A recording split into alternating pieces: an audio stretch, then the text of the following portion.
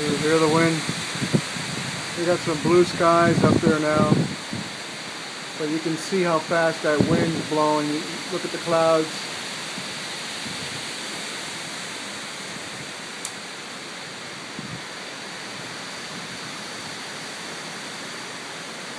This is definitely a little bit more than a 35-mile gust of wind here. It'll stay like this for a little bit and then die down and then pick up again.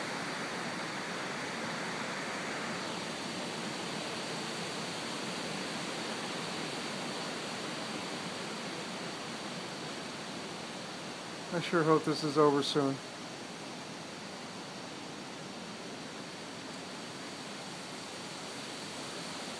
Not only would I not like to see any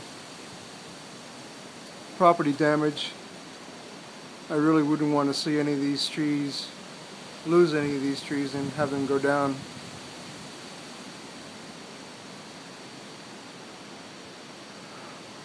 Well, still got 3 more hours of this. But good thing is we're starting to get some blue skies.